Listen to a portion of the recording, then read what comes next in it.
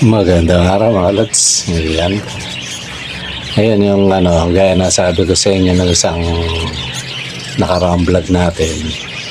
Ibalik natin yung yung parang upgrade ng konti. Yung patungkol sa mga mutation na umpisa tayo sa normal mutation mga lods. Let it, bang, bang.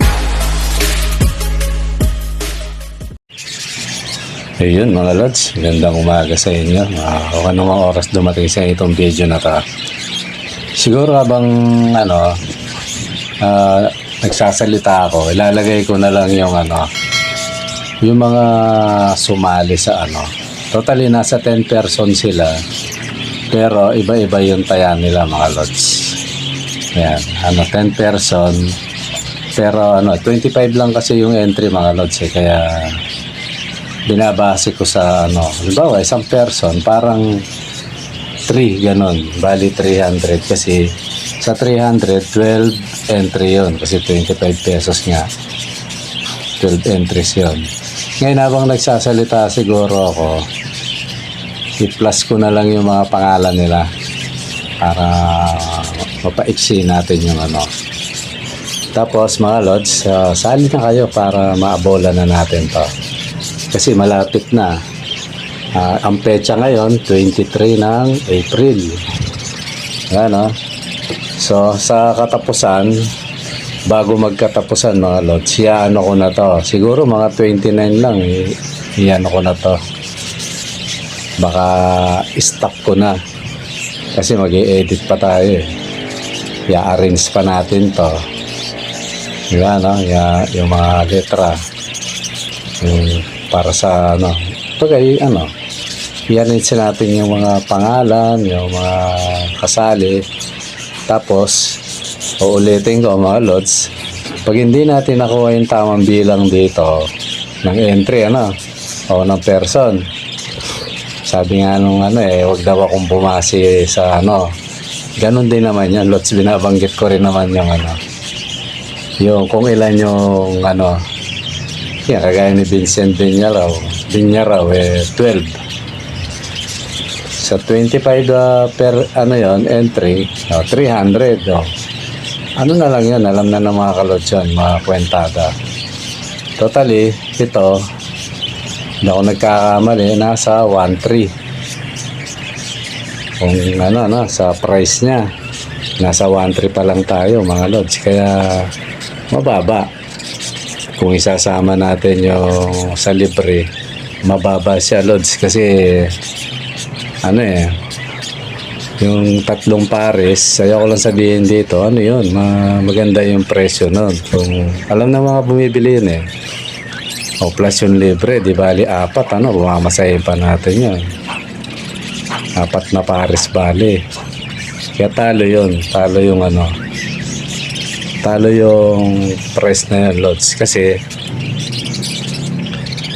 siya may pamasahe yung mga yan kaya ito mga lods ulitin ko, pag hindi ko nakuha yung yung tamang bilang ng entry o ng presyo, mawawala yung libre mga lods, kaya sali kayo para masali yun kasi hindi natin tukoy kasi kung saan yung mananalo. Tapos uulitin ko ulit, ito lagi ko naman sinasabi, kagaya ni Vincent Viñarao nung sa yung unang tumaya mga lods sabi ko lods, ang layo mo talo ka sa pamasahe, willing siya siguro walang mabilan talaga doon ng mahal siguro, okay lang daw sabi ni lods kahit siya daw ang sumagot ng pamasahe, pero hindi man ako papayag na siyempre babawasan natin yung kung sakaling siya yung pala rin, babawasan natin yung ni lods kasi yun ang rules natin dito. Sabi ko nga diba, out of Manila hindi ko nasagot yung pamasahe. Ngayon kung magkano lang yung inaabot sa dulo ng metro, although ginawa ko na nga 300 mga lods kaya kung halimbawa 1,000 yung pamasahe kay lods kasi malayo yung sa kanya so ima-minus natin yung 300, so ang sasagutin ni lods 700. So para malinaw Tapos, ito nga, may bagong sumali, si Abigail Oyao, yan. Taga Batangas naman to, mga idol. So, ganun din kay Lods. Although si Lods bumili sa akin dati to, okay naman kausap to, si idol. Shoutout sa iyo, Ma'am Abigail Oyao, yan. Ano nga to eh, hindi ako nagkakamali, siya yung bumili dati na wala pa akong rider noon. Hindi ako nagkakamali Ano talaga, madam, dyan sa area mo, ito pinapauna ko na para at least alam ng mga kalods natin. Tsaka alam naman ng mga rider yan, tsaka yung baka may ano rin dyan, ang trabaho, rider din sa mga kalods Dati may pinadeliver ako dyan. Totally ano lang 550 lang naman yata o 650. Hindi ako nagkakamali sa tanda ko. Hanggang sa area niya. Ngayon, wala pa akong rider nun. Ano talaga? Double book. So, bali nagbayad si madam nun. Magit 1,000. Okay lang daw kay madam. Kung siya yun hindi ako nagkakamali. So, nagtanong-tanong ako. Ganun talaga kasi sa layo, ang katuwiran ng mga ng mga rider kasi hindi naman sila sigurado kung makakakuha sila ng pabalik na booking. Tama nga naman kasi ang gasolina dyan tapos yung traffic, yung dadaanan talagang matindi. Kaya ako pag medyo malayo yung dinadagdagan ko yung ating rider tapos nakikiusap ako dun sa kung deliver man yan o nanalo sabi ko bigyan nyo ng tip yung rider kasi kawawa rin sila mga lods. Alam nyo kung bakit, bukod sa takbo minsan inaabot ng ulan yan tapos traffic, yung pamasahe sa gas, yung gas matindi. Kaya kung kukwentahin mo halos wala. Tapos grabe yung pagod. Ikumpara mo kung sa metro, ikot-ikot lang sila. Hindi pa sila pagod, Kaya yun, naiintindihan natin yun. Pero naman, iba naman yung naging kaso kay, yung subscriber natin na si, Sir Gio. Yun naman talaga tinaga. Parting lang siya, San Ildefonso lang Although, lagpas na ng, Tagaytay. Ang siningil sa kanya, hindi ako nagkakamali 1,700. Ayun, grabe naman yun. Hindi naman makatarungan yun. Diba, Huwag naman ganun kasi Kaya yun, kaya ko lang nabanggit yun mga lods kasi baka malayo yung manalo at least alam nyo na. Ang sagot ko lang, pag lumabas ang metro, 300 lang. Yun, dinagdagan ko na kasi dito sa yata, nasa 180 lang. Dito sa metro, 180, 200, ganun. Pinakamalayo na yon. Kaya dinagdagan ko na 300 para partida na rin. So ngayon, kaya ganun tayo mga lods na natin, kailangan masapatan yung takbo kasi ilalabas natin yung pamasahe. Di ba magkulang ng patuka yung alaga natin, wag lang magkulang sa pamasahe mga lods. Tandaan nyo, 2 biyahe yun. Imagine nyo, 2 biyahe. Paano kung nataon na taga yan? Taga malayo. Kawawa naman yung walang, diba isang Pampanga. Tapos isang Batangas. Wala na matitira mga lods. Tapos ang ginagawa ko pa dyan, dinadagdagan ko pa yung sa rider natin. Kung pamasahe 300, ginagawa ko pang 400, 500 yun mga lods. Kaya ganun tayo na para yung sabihin, hindi natin binobola agad na ganon. Kailangan sapat yung bilang, yung entry o ng presyo. Para naman di tayo talo. Pero gaya ngayon, 23. So kung kukwentahin mo, nasa 1.3 lang to. Di kitang-kita talo, di ba lods na? Mauwi lang sa pamasahe. Kumbaga yung natin pamigay. Pero eto lang yung partida ko sa inyo mga lods. Pag ito hindi na nadagdagan, hindi umabot doon sa mawawala yung libre. Pero itutuloy natin to kahit talo. Tutuloy natin yan. Ganun tayo dito mga lods. Kaya pag hindi natin nailabas yung yung tamang nito, yung entry o ng presyo niya, pasensya mga lods kasi mawawala yun libre. Kaya para hindi mawala yun libre, ano natin, sama tayo sa raffle mga lods. Tapos may nakikiusap nga kung pwede raw isang entry 25 kaya nga sabi ko hindi pwede lods kasi unfair sa mga sa mga sumasali. At saka kaya natin ginawang sa 100 4 na entry, minsan 3 entry para at least may kaagad, may pitik agad, di ba kasi kung kung per entry tayo 25, baka magtaya ang tagi sa isa, bandang huli baka pati pamasahe di natin mahuli. Although ngayon naman huli natin yung pamasahe na, pero sa patukaan wala mga lods, kaya sali kayo mga idol.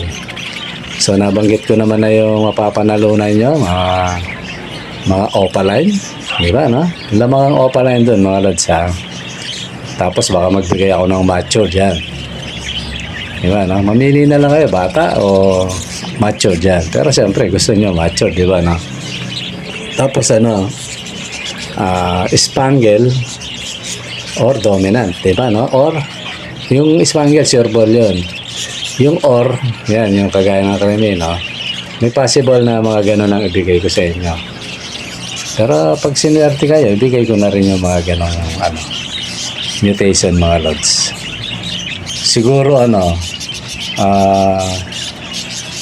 kasi mature, di ba maaaring yung mature opaline siya o spangle yan, yung apat na piraso may opaline pa rin doon, o maaaring may spangle, o maaaring may dominant, o maaaring may crimino. Yan yung mga mapapanalunan mga lods.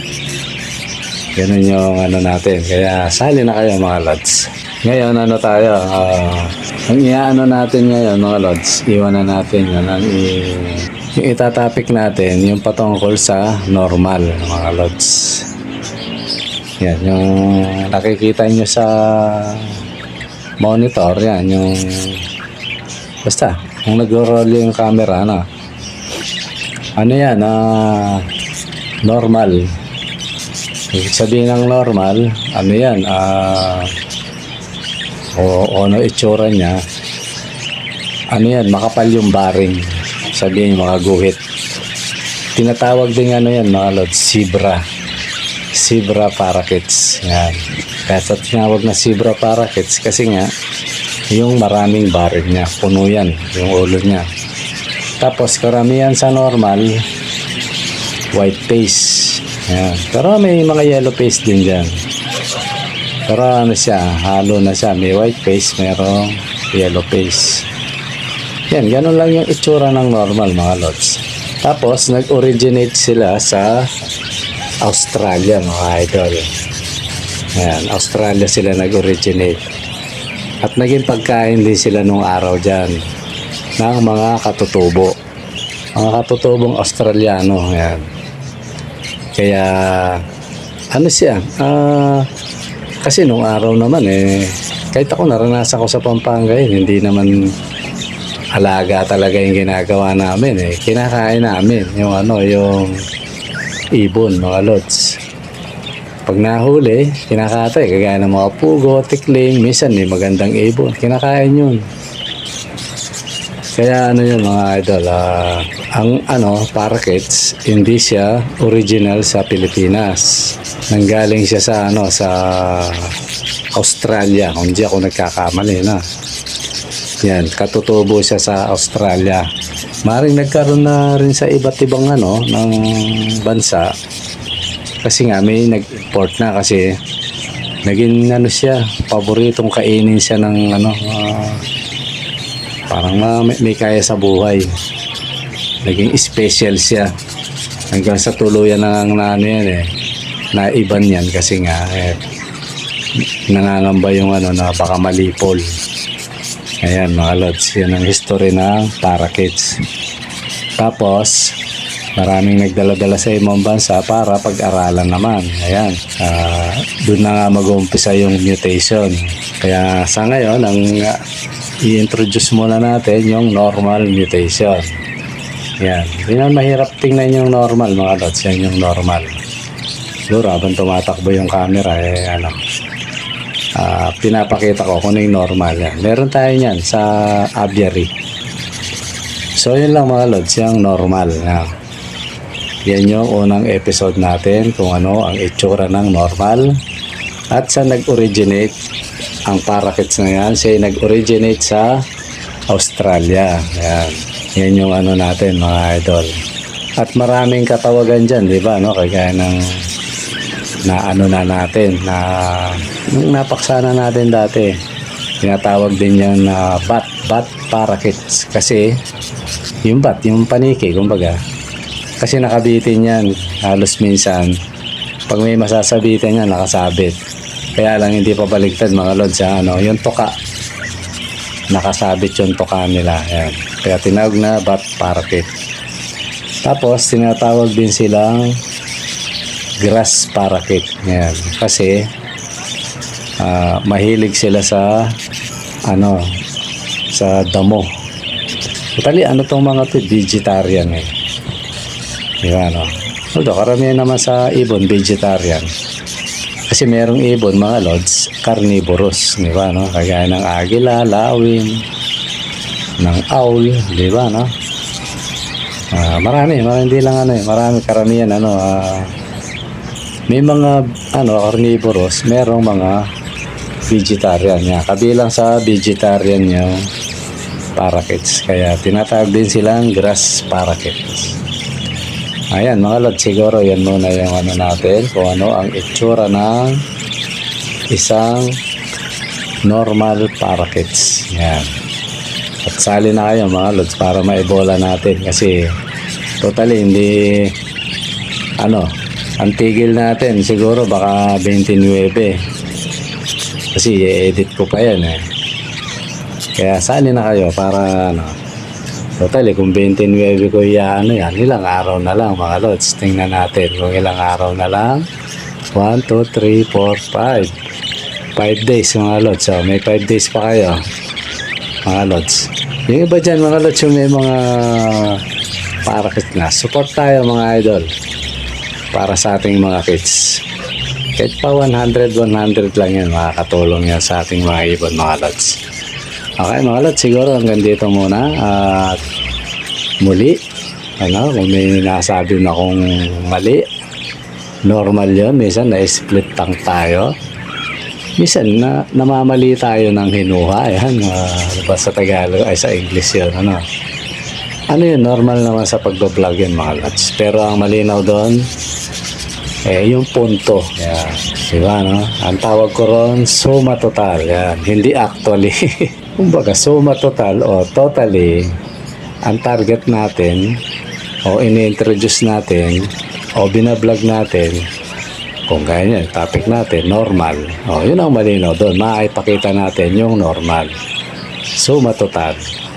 Totally, yan mga lods. Hindi actually. Pwede rin naman actually. Kaya lang, sanay tayo sa suma total o totally mga lods. Yan. Pwede naman gamitin niya. Kaya lang minsan napupuno tayo mga lods. Siguro mga ganyang bagay. Yun. Hindi na masyadong yun. Kaya pasensya na mga lods. Kasi may mga pumupuno sa ating gano'n. Basta importante sa akin dito, hindi ako magkamali. Yan, normal. Normal talaga, di ba, yung notation niya. Ganun lang yung point doon. Suma total. Kumbaga, totally. Yan, mga lods. Okay, mga lods, siguro hanggang dito muna. At maraming salamat. At muli, pasensya na. Bato-bato sa langit. Pagtamaan, ayun, buo ko lang aabutin, mga lods. Okay, mga lods, maraming salamat. Bye-bye.